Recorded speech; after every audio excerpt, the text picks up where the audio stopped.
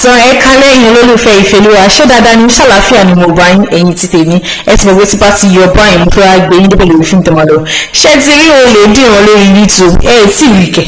ẹ rí kẹ ẹ ti ń dọ̀lù ẹgbẹ́ orí YouTube lọ ní sìkẹ́lẹ̀ olè dìran ẹ ti mọ̀ àwọn tó ṣe náà bẹ́ẹ̀ ṣe ti gbé orúkọ yìí olè dìran ó yẹ kẹ́ ti gẹ́ẹ̀sì pé àwọn báyìí báyìí ló ṣe àwọn kọ́lé oṣó lógún kọ́lé oṣó family àwọn ọlọ́ṣẹ́ olè dìran ẹ wò àwọn pípù yìí tẹ́ bá ń gbọ́ olè ọ̀fún alẹ́kọ̀ọ́ kígbe àwọn pípì gbọ̀ngbọ̀ngbọ̀ lórí airfis kọ̀ọ̀sì àwọn pípì wọ́n jalè láyé wọ́n ń gbọ́ lọ́hùn níbi táwọn pípì ń jalè dé pé tó bá kọjá lè gbé yín báyìí tó orí báwà nígbà yẹn àbí fóònù wà lápò yín báyìí ó ti lọ ní ẹ bá gbé efele ó ti disappear ní mo tó fi rí àwọn agbára yìí wọ́n bá ti kọjá lè gbé yín báyìí tó bá wà lára yín báyìí gbogbo valuable things yín báyìí ó ti ẹ bá gbọ́ clear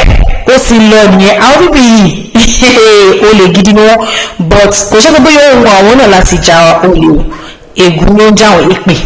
èpè ń ja ìdílé wọn nítorí nǹkan tí àwọn bàbá wọn ti ṣe sẹ́yìn so ẹni ẹ wá gé ègún fún wọn kó tó di pé ẹni ẹ wá kú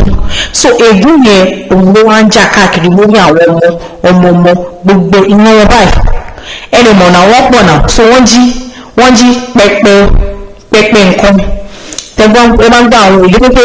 ó ní lédi kan pé àwọn ọ̀rẹ́ ọkọ̀ ìwọ́n wá kí nílé tó mú fóònù ó kọjọ́ pọ̀ sórí tébù ká tó rí kẹ́rẹ́ ká tó wò báyìí fóònù ti pòórá wọ́n wá fóònù tí o débi pé ó tún páàkì mọ́tò gan sílé wọn báyìí kọ́ tó wọlé kọ́ mọ́tà fún báyìí mọ́tò ti pòórá ẹ ti mọ́ àwọn olè báyìí àwọn olè ẹlẹ́ kò ṣe bí a nínú ọ̀bọ̀ èpè ní lọ́wọ́ abẹ́kú kí ló mọ̀ ètò jí kí ni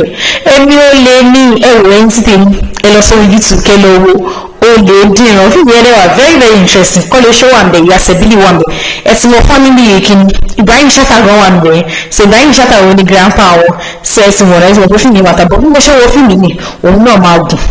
ó máa gùn ẹ̀ṣẹ̀ àwọn kọ́lé oṣó ẹ̀rọ bí kọ́lé oṣó ṣe gùn